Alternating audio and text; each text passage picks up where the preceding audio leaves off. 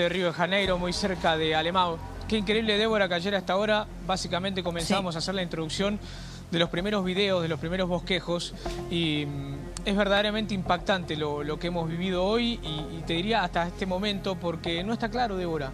Me gustaría darles un poco de certidumbre, pero algunos medios oficiales aquí en Brasil dicen 132, otros dicen 119. Hoy, Débora, vimos cómo desde el morro, que está a mis espaldas, bajaban 62 cuerpos en total y los ponían en hilera. Y los acostaban en el asfalto, un asfalto como este que está simplemente unos 300, 400 metros adentro, que en este momento, Débora, no podemos compartir la imagen en sí en vivo, porque justamente al haberse ido la Guardia Civil, al haberse ido los bomberos, los propios vecinos nos recomendaron que salgamos porque la policía no entra. Después de lo que pasó, la policía no va a entrar por mucho tiempo a la favela. Con lo cual lo único que vamos a ver es algunos, te diría, de la Iglesia Universal, como se llama aquí en Brasil y en gran parte del mundo, otros de ONG que tratan de brindar contención psicológica y ayuda en un barrio que vamos a comenzar a caminar, por lo menos poder mostrarles algo, ¿no? Este es el principal acceso que tiene Complejo Peña. Como ves, predominan las motocicletas, ¿sí? Y allá a lo largo se ve el morro donde veíamos las imágenes de los 200 balazos por minutos. Algunos negocios que comienzan a abrir sus puertas. Vamos a recorrer y mostrarles un poco de cómo trata de volver a la normalidad, Débora. Esto que ayer era literalmente... No sé cómo explicarlo. Mira, hay balazos a los costados donde estamos caminando. Sí, es impresionante. Ahora... Por supuesto que a medida que obtengas testimonios y todo, la prioridad es tuya, lo manejás vos el aire como vos quieras. Pero te quiero pedir, vos llegaste, contame un poquito, ¿no? Para también el público que se va sumando, ¿a qué hora llegaste? ¿Qué te encontraste? Respecto de la cobertura que hicimos cuando nos enteramos en Argentina ayer de este breaking news que era Río de Janeiro con escenas de guerra, estando acá al aire, lo conversábamos con vos, con Jenny, y ahora estás ahí, algunas horas transcurridas. Contame cómo fue, bueno, imagino el canal te envía, llegás, ¿con qué te encontraste? ¿Qué información nueva recabaste? Empecemos como un poquito de cero. Dale. Perfecto. Lo primero es que no pudimos llegar a tiempo, Débora, porque el avión que nos tenía que traer estuvo varado aquí porque la tripulación que tenía que traer, obviamente, tripulantes a la Argentina para hacer el viaje a Brasil y después a Dubái, estuvo 4 horas demorado. Con lo cual, la Nación Más estuvo en el aeropuerto de 6 a las 9 de la noche y no pudimos dormir porque llegamos aquí a las 5 de la mañana. Es decir, fue la demora de 2 horas del vuelo, tomar el avión, imagínate, Débora, no pegamos un ojo, llegamos... y automáticamente amaneció y arrancamos la cobertura. Estamos sin dormir, literalmente. Llegamos y encontramos todo un convoy militarizado en las principales rutas, mucha policía militar. Y entrada la mañana fuimos al hospital, que ayer lo mencionábamos en el programa, donde comenzaban a llegar los primeros heridos. Y encontrábamos hasta el hospital algo de policía militar. Ya cuando entramos aquí, este es el último tramo del ingreso a Complejo Peña, ya no hay policía. Como te decía, estuvo la Guardia Civil, seguramente estemos mostrando imágenes de lo que fue el traslado, lamentablemente, de decenas y decenas de personas muertas. Y llamaba la atención, Débora, que veíamos una parte norte de Río de Janeiro completamente repleta de seguridad, de autos blindados, de policía, de militares con armas largas. Y cuando llegamos al centro de Río, otro mundo, Débora. El turismo, la playa, a 40 minutos, o sea, 40 minutos al sur. Por eso te digo, nosotros estamos 40 minutos al norte. Estamos hacia el lado del aeropuerto Galeão, en la zona norte de Río de Janeiro. Con eso nos encontramos, Débora, con dos ciudades distintas de Río. Y aquí hasta donde podamos, obviamente vamos a intentar mostrarles. Vos fíjate, acaba de abrir un supermercado que estuvo todo, te diría, desde ayer cerrado. Hay vestigios de disparos en muchos de los domicilios. Tenemos una escuela, mirá, ahí te va a mostrar Jonathan. Esta escuela sigue cerrada, no tuvo clase, vos fijate, los portones cerrados, ¿sí? Una escuela que se llama Escuela Municipal Leonor Coelho Pereira, que está a las puertas, Débora, ¿ves? Aquí ya llega el último tramo del centro comercial y ya el morro con el comienzo de la favela Peña. Pero esto es un poquito el contexto, Débora, y ahí lo vamos analizando. Bueno, ahí, si querés, contame un poquito lo que pasa ahora, ¿no? Yo te vi hoy temprano, Jan, con esa imagen que la verdad no puedo dejar de de sorprenderme, impactarme. Imagínate nosotros a la distancia, vos habiendo estado allí, ¿no? De la cantidad de cuerpos, uno al lado del otro, en donde uno ya pierde la noción de quiénes son los narcos, quiénes quedan en el medio de los enfrentamientos. Qué sé yo, es difícil de comprender. Claro, claro. Mira, Jonathan Cott, mirá lo increíble, ¿no? Él que estuvo en la guerra de Rusia y Ucrania, que estuvo en el conflicto con Israel, me decía, mirá que yo estuve en conflicto, pero nunca vi algo igual.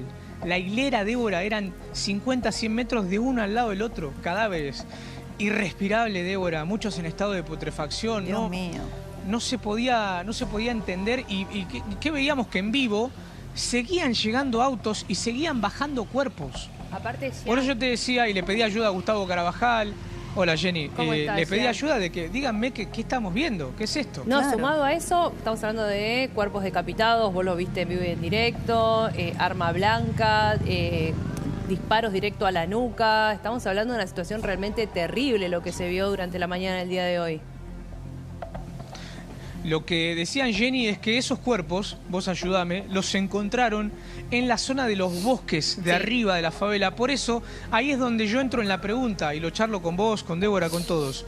Esos nuevos cuerpos que ahora se suman, algunos dicen, repito, 119, otros 132, ¿de qué conflictos son? Exacto. ¿Son del conflicto con la policía o hubo algo después o antes? Eso es lo que no me queda claro. Claro, un ajuste ajuste entre bandas. Mirá que hemos charlado con colegas de agencias internacionales. Porque todo claro, cabe, Débora. todo es verosímil, todo es posible. Lo que pasa es que debe ser muy difícil discernir la información, ¿no? Porque acá no es que, claro. A ver, por más que es muy doloroso siempre, ¿no? Asistir a la muerte en vivo y en directo, a semejante nivel de brutalidad, pero no podemos dejar de decir también que ahí están bandas narcos, hay muchos que son buscados hace tiempo por las fuerzas de seguridad por tener sobre sus hombros crímenes horrendos. Entonces es difícil pararse en algún sitio para la descripción, Jan, porque ahí vos te parás frente al horror de la muerte, frente a mujeres que lloran, a las personas muertas, probablemente familiares.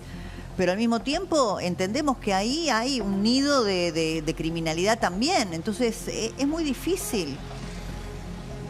Es que justamente, Débora, por eso yo me encontraba en la contradicción, ¿no? Porque yo sabía que eran, como se dice aquí, bandidos, criminales.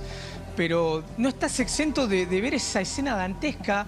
En un momento me quedé sin palabras, me ayudaban obviamente los compañeros en el piso, porque no lo podés entender, no lo podés describir. Uno entiende, sí. Es más, ahora vamos a escuchar parte de los testimonios que hicimos y ahora vamos a tratar de hablar con algunos vecinos. Pero, Débora, algunos me admitían, sí, lamentablemente son... Mira, acá se están yendo funcionarios de la Prefectura de Río, ellos dieron apoyo y contención psicológica durante toda la mañana. Sí, los ven con los chalecos. A ver si los puedo molestar un segundito, puede ser un minuto, estamos en vivo para la Argentina. ¿Cómo están? ¿Cómo es su nombre? Edson Santos, secretario de Direitos Humanos e Igualdade Racial da Prefeitura do Rio de Janeiro. Secretario de Derechos Humanos. Estamos en vivo para toda la Argentina. ¿Qué es lo primero que nos puede comentar de lo que se encontró aquí? Um fato lamentável para todos nós, democratas, que não dá para fazer política pública desse jeito. É simples assim. O Estado não pode exercer uma violência desmedida contra a população pobre do Rio de Janeiro. Obrigado, porque me están diciendo que se tienen que ir. Les agradezco por haber parado unos segunditos. Buena predisposición para hablar, ¿no? Con la prensa. Sí, ¿qué decía? Que falta política de Estado, que aquí ocurrió una masacre. Débora, aquí hay que entender dos cosas fundamentales. Toda la gente que vive en la favela obviamente está en contra de las medidas del gobernador Castro y de todo lo que se vivió y uno entiende que es difícil de asimilar porque es un modo de vida, ¿sí? Es algo que aquí existe lamentablemente, que es la vida del bandido, ¿sí? Entonces lo que uno trata de separar es poder explicar, ¿no? En poner en palabras que hay gente que concibe un modo de vida que es la delincuencia. Entonces, partiendo de esa base tratamos de hablar, de sacar un testimonio, de entender, de comprender, pero bueno, ahí veías vos recién que decían, ¿no? Una violación flagrante a los derechos humanos. Hubo gente hoy, lo entrevistamos también al presidente de la Comisión de Derechos Humanos de Río de Janeiro, trabajando, supervisando todo lo que pasaba. Ahí nos corremos, así pueden pasar los vehículos. Bueno, esto es un poquito, Débora, que te doy de contexto. Yendo justamente a lo que hablábamos hace instante de los cuerpos, realmente de dónde venían y demás, Claudio Castro hace tan solo una hora, básicamente dijo, resulta repugnante esto a través de Twitter, ¿no? O de X, ver hasta dónde se ha dispuesto a llegar el crimen en un intento por engañar al público. Circulan videos que muestran claramente la manipulación de cuerpos tras los enfrentamientos, personas cortando ropa de camuflaje, intentando alterar la escena para culpar a la policía. Y otro de los tuits básicamente dice, las únicas víctimas fatales fueron los efectivos policiales que perdieron la vida en cumplimiento del deber para proteger a Río de Janeiro. Sumado a eso, no nos olvidemos que en la conferencia que vos mismo señalabas, él calificó de un éxito todo lo que fue el operativo, ¿no? O sea, lo que quiere decir él es que todos esos cadáveres que vimos fueron enfrentamientos entre bandas y que no fueron muertos por la fuerza de seguridad. ¿Eso es lo que intenta decir el gobernador? ¿Entiendo bien? Sí. Claro, Débora, por eso yo les planteaba a ustedes la pregunta de, es raro que se hayan, como los vimos hoy, lamentablemente, cuerpos decapitados, mutilados, en un operativo policial de este tamaño. Por eso te decía, vamos a dejar que avancen la investigación, los peritajes, las autopsias, para poder comprender. Tengo entendido que la gran mayoría de los cuerpos que hoy bajaron acá, los civiles, Débora, los civiles, han sido trasladados a la morgue. Mirá, repasemos algunos de los testimonios que recopilamos hace minutos hoy. Dale. Bom, massacre que nunca houve aqui, entendeu? Sou mãe, são traficantes, mas são gente, são humanos, tá? Sou evangélica, sou cristã, eu não aceito o massacre. Queremos paz. O que você acha de decisão do governador? Horrível, porque se existe crime, porque existe corrupção. E se enche de bandido, não tem uns bandidos que não têm oportunidade. Claro que a mãe fala, a mãe ensina, não ouve a mãe, né? Porque se ouvisse a mãe, não estariam aqui. ¿Sente-se cuidado, o morador de Río? Sem segurança nenhuma. Bueno, impresionante, Jan. El testimonio me impactó un montón, ¿no? Como dice, no escuchan a las madres. Las madres intentamos, pero es como imposible salir de ese círculo, ¿no? Viviendo ahí. Eso te iba a decir. Mirá cuánto tiempo lo analizamos y lo hablamos con el triple crimen. Nos venimos a otra parte de Latinoamérica donde se vive exactamente lo mismo, Débora.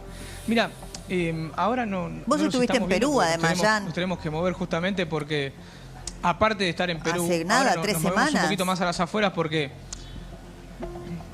Te repito, por cuestiones de seguridad, intentamos mostrar un poco, bueno, vimos que el entorno nos estaba poniendo un poco tenso, entonces volvemos a salir para estar un poquito más a resguardo, pero no me quiero desviar de lo siguiente. Las personas con las que hablábamos hoy nos decían, no se conoce otro modo de vida acá adentro. Lamentablemente, para una parte sí, Débora, porque ¿qué es lo que te dicen todos? Colegas, vecinos, gran parte de la gente que vive acá no es delincuente, es trabajadora. Pero hay una gran parte también que lamentablemente vive del delito.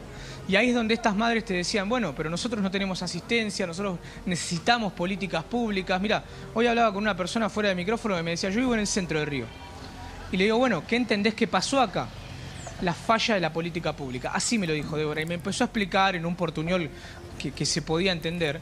Dice, si la política no toma una decisión coherente sobre esto, pasa esto. Claro. Que veas niños de 11, 12, 13 años armados. Ellos que ahora tendrían que estar en la escuela.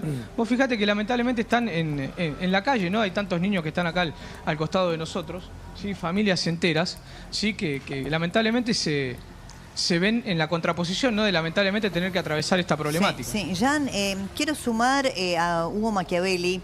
Vos sabés que anoche estábamos aquí con Hugo en el programa de Alfredo Leuco y Hugo recordaba perfectamente bien las coberturas que él venía haciendo desde hace mucho tiempo, con mucho nivel de conocimiento y de experiencia sobre esta problemática. ¿Cómo estás, Hugo? Ahí estamos con Jan Libares también, que está desde Río. Sí, los estoy escuchando. Bueno, yo puedo aportar a esta altura lo siguiente. Se está analizando lo que es o lo que podría ser un estado de excepción. El gobierno de Brasil lo hizo el gobierno de Temer en su momento en una situación similar. ¿Qué significa el estado de excepción? significa que intervenga el ejército de Brasil solamente en las favelas o en las zonas de conflicto. Es una situación extrema, no es habitual, pero puede ocurrir, y eso se está analizando en este momento en el gobierno de Brasil. Recordemos que el gobernador Claudio Castro tenía datos por los cuales detuvieron a 10 importantes narcos o líderes de segundo rango, según algunas fuentes que acabo de consultar, no de primer nivel, porque los capos del Comando Vermelho no viven en la favela. ¿Se entiende? Sí. Están en otro lugar. Hace poquito hubo un operativo similar en San Pablo contra el primer Comando Capital, que es casi un hijo de Comando Vermelho. Nació en los 90, Comando Vermelho nació en los 70, pero imita el modelo. Y el operativo en San Pablo fue en una de las calles céntricas y financieras, porque allí fueron a buscar en las residencias más importantes a quienes sí son parte de las cabecillas o las cabezas de la organización. En este caso, se cree que se buscó una suerte de guerra urbana también, un escenario muy visible, es donde se sabe a esta altura que murieron civiles. ¿Por qué se sabe que murieron civiles? Y eso después habrá que analizarlo y la justicia lo va a investigar. Porque las casas están pegadas, algunas con medianeras muy frágiles, y cuando los 2.500 efectivos del BOPE, de las fuerzas tanto militares como especiales, ingresan y disparan, digamos, mueren civiles casi inevitablemente, porque de la casa en donde le tiran granadas o los propios narcos que responden, están pegadas las casas de los civiles. Es muy habitual que en esa favela viva mucha gente trabajadora y al lado tenga un narco, pero no un narco de alto rango, sino alguien que trabaja en la organización.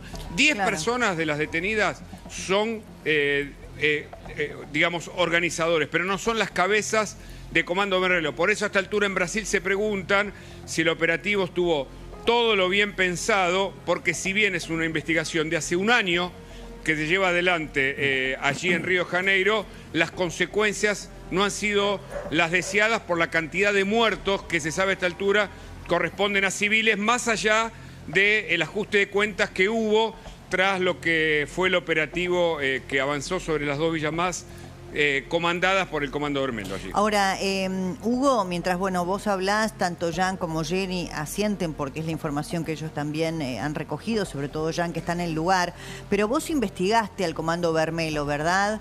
Contanos o recordanos en qué contexto. Bueno, hay 2 oportunidades que recuerdo patente. Una, en San Pablo, 2005-2006, PCC y también Comando Vermelho mandó desde las cárceles a atacar a las comisarías por un conflicto que entendían no se terminaba de resolver, sino había un ataque a la policía como una demostración de fuerza. Prendieron fuego comisarías completas, muchísimas, y obviamente hubo un ataque a toda la población en ese momento de San Pablo y una respuesta que fue también con muchas bajas civiles, muy cuestionada. Recuerdo haber estado, como ya ahora, al lado de quienes disparaban a la noche como represalia desde las fuerzas militares de San Pablo, de la Policía Militar de San Pablo, contra todo el que estaba en una suerte de violando un toque de queda que se había dictado por esos días. De esto hace 20 años. Hace menos años, otro ataque de Comando Vermelho, también con personas de PCC y con un argentino como uno de los líderes, fue aquel que ocurrió en una sede de Prosegur en Ciudad del Este. Se llevaron 40 millones de dólares. Se recuerda ese operativo como de los más importantes de la región, porque primero también fueron contra las comisarías, prendieron fuego patrulleros, dinamitaron parte de un puente, es decir, generaron una suerte de distracción al mejor estilo terrorismo y crimen organizado para llevarse los 40 millones de dólares. Hubo más de 10 detenidos, ya muchos de ellos condenados. Eso fue en 2018, pero me acuerdo que me permitieron una vez en Foz do Iguazú estar o ver las armas que ellos tenían y había antiaéreas literalmente. Y esto no son armas que no se consiguen si no hay una penetración muy fuerte sobre el Estado. Es decir, la capacidad que tienen estos grupos que extorsionan, lavan dinero, secuestran, venden droga, terrorismo, es muy importante. Por eso algunos explican la respuesta del gobierno de Río de Janeiro, es decir, el ataque que hace Castro porque entienden que el Comando Bermelo estaba arrasando o copando cada vez más villas, más favelas allí en Río de Janeiro y que no lo podían frenar.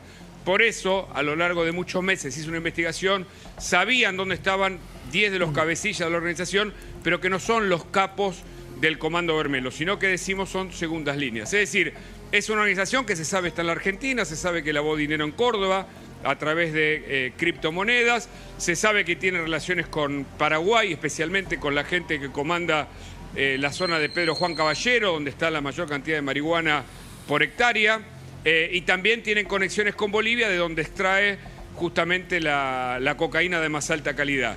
Además, tiene mucha relación con los carteles colombianos, lo que se llaman las BACRIM, que nacieron después de Pablo Escobar Gaviria, en los años 90 sobre todo, y esto le ha posibilitado también un puente con los carteles mexicanos, con lo cual toda esa zona es controlada en gran medida por estos dos grupos de Brasil que son muy poderosos, su capacidad armamentística, su penetración ante las fuerzas federales y estaduales también son muy importantes, y ahora el gobierno de Brasil deberá responder si acepta o no la intervención allí federal o deja que el Estado de Río de Janeiro resuelva el conflicto. Hugo, muchísimas gracias. Queríamos también recordar tu experiencia personal en la cobertura de hechos, no podemos decir de semejante envergadura, pero sí estrictamente relacionados porque también tenían que ver con estos grupos narcoterroristas y sobre todo con Comando Bermelo.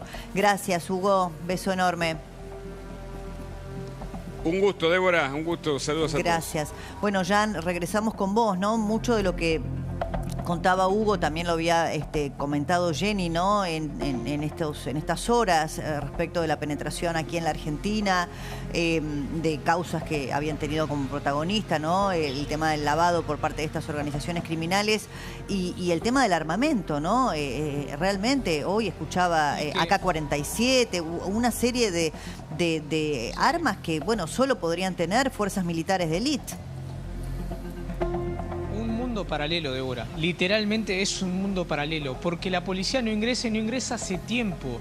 Por eso aquí los colegas que charlábamos con los colegas de Brasil lo comparan recién con 2021, una operación similar, para la previa del Mundial de Brasil 2014, los Juegos Olímpicos de Río 2016. Mira, yo mañana seguramente lo tome más en detalle, pero hoy me decía un entendido diplomático, Río de Janeiro, la semana que viene, la siguiente y lo posterior, tiene 3 semanas de eventos importantísimos, política, deportiva y diplomáticamente hablando. Van a venir personalidades de lo que, Débora, mañana te voy a dar detalles desde ex deportistas de alto nivel, ex políticos de alto nivel, actuales diplomáticos de alto nivel, a Río de Janeiro. Algunos marcaban que es como para dar un golpe de efecto en cuanto a la seguridad. Un río que, como te digo, tiene dos capilaridades, si se quiere. Lo que vemos en el sur, en la zona turística, y lo que vemos en el norte. Pero le voy a pedir a Johnny si me acompaña, porque nos tuvimos que ir de la zona que estábamos recién mientras hablaba Hugo, justamente porque se complica un poco el ambiente. Porque quiero mostrarte, ya estamos a casi 300 metros ya que te interrumpa. Cuando ingreso. Vos decís se complica el ambiente, sí. Para los que estamos acá, ¿no? En la comodidad a lo mejor de la casa de alguien mirando, en el trabajo, nosotros en el estudio, describinos qué es lo que vos decís, se complica el ambiente. Explícalo para entender la peligrosidad o lo que sucede allí. Bueno, la peligrosidad, mira, estamos a 3 cuadras y pico. Mirá el balazo ahí, uno. Más acá tenés otro. Esto no solamente de ayer, ni que digas nada. Yo te hice la pregunta todos y la balazos, imagen de Jonathan Koch ya dio la respuesta.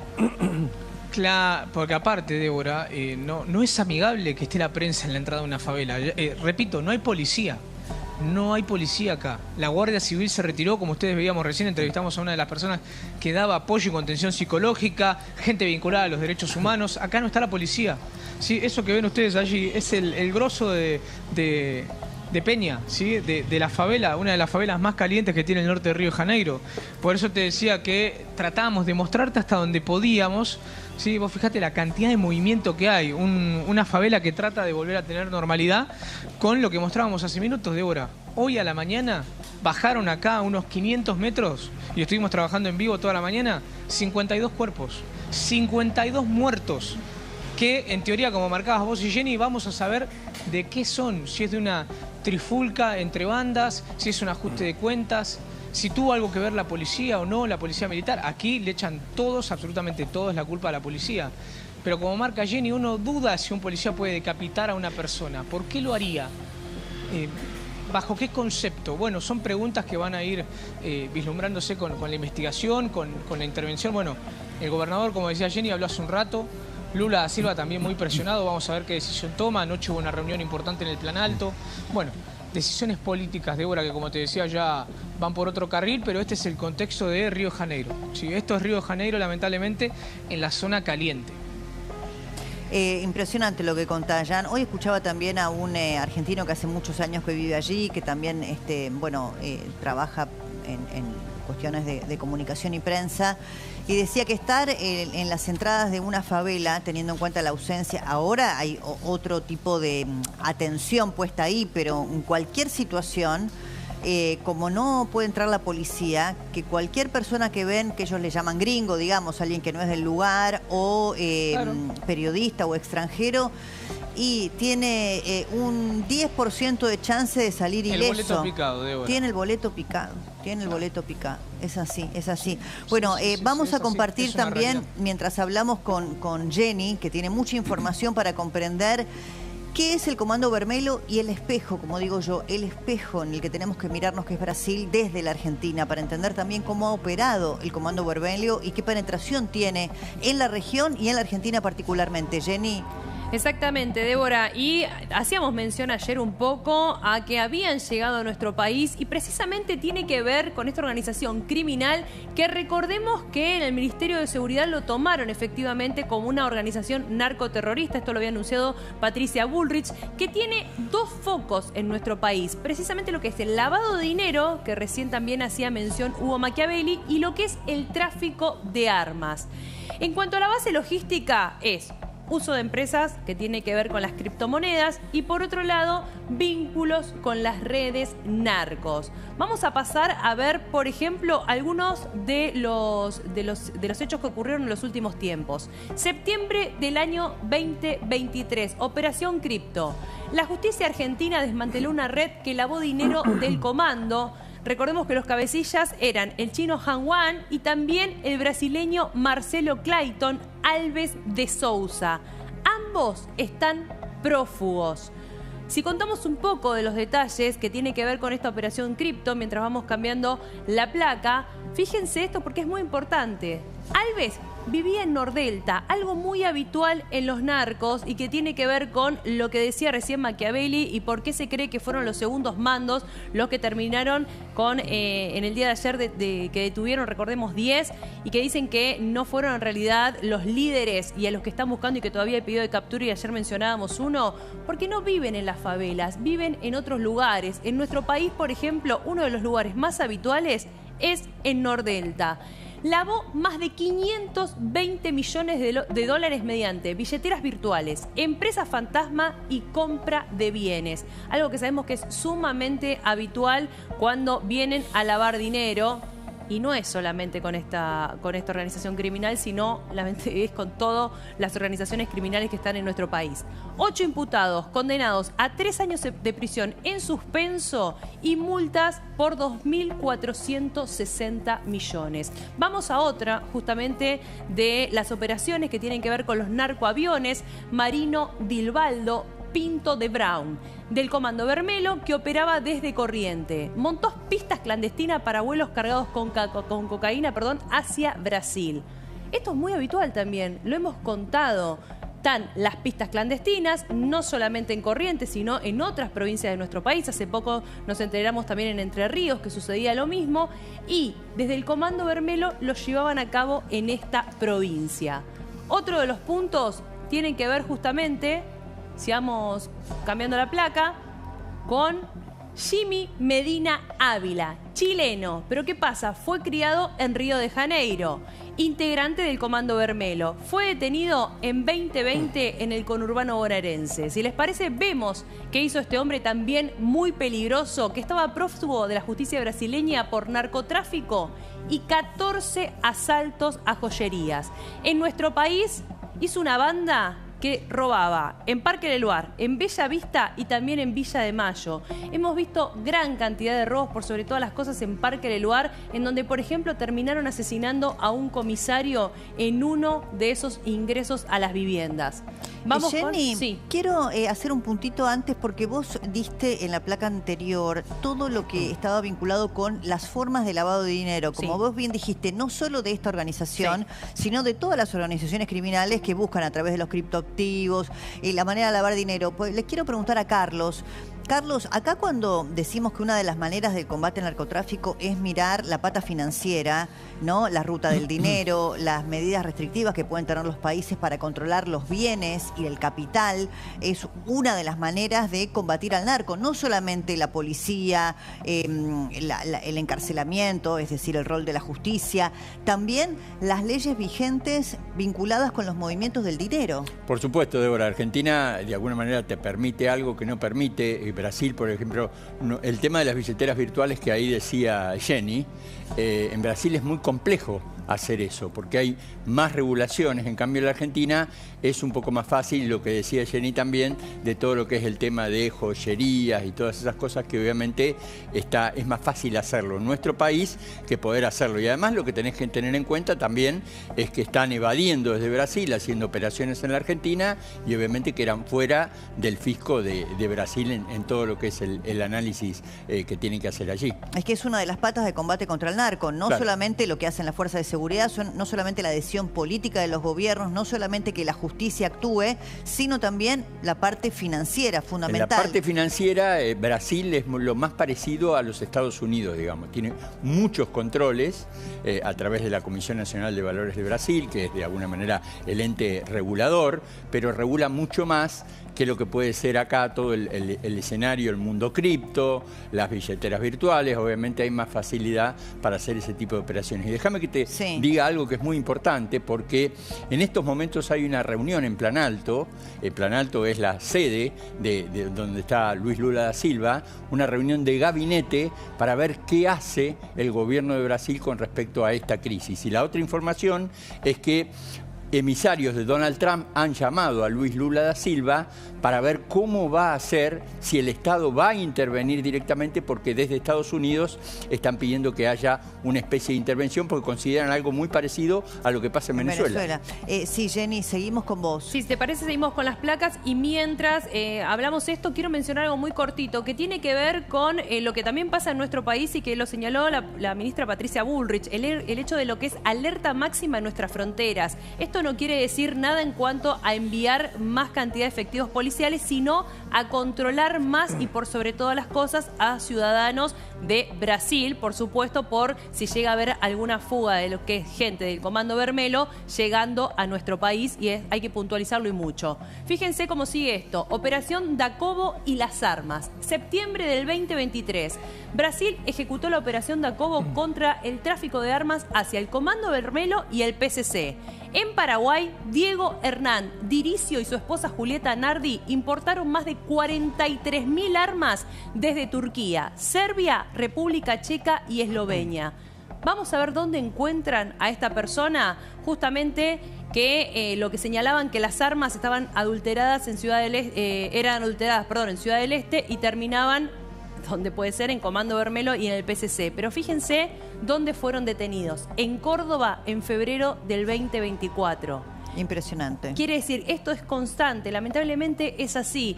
Llegan a nuestro país porque las fronteras sabemos que son muy permeables a pesar de todo lo que se está intensificando, y llegan puntualmente a eso, lo que es tráfico de armas y por sobre todas las cosas lo que es lavado de dinero, comprando autos, comprando viviendas, billeteras virtuales y todo lo que tiene que ver con comercios como por ejemplo restaurantes. Sí, y todo el mundo cripto que recién comentabas. Bueno, vos hacías referencia a dichos recientes de la ministra de Seguridad Patricia Bullrich. Estuvo Patricia Bullrich aquí en La Nación Más anoche con Esteban Trebuch. Habló de varias cuestiones, por supuesto. Ella es la ministra de Seguridad de la Argentina, recientemente electa senadora, aún en este rol, habló de la necesidad de la Argentina, bueno, tomar medidas realmente muy serias para, primero, controlar la narcocriminalidad que ya existe en nuestro territorio, pero además para evitar una escalada que nos lleve a lugares como Brasil, Chile o Colombia? Estas dos organizaciones que Argentina las ha declarado narcoterroristas, nosotros las tenemos declaradas El primer como... comando Capitao y el comando Vermelho son organizaciones narcoterroristas por Argentina. Sí, son narcoterroristas porque tienen todo un sistema.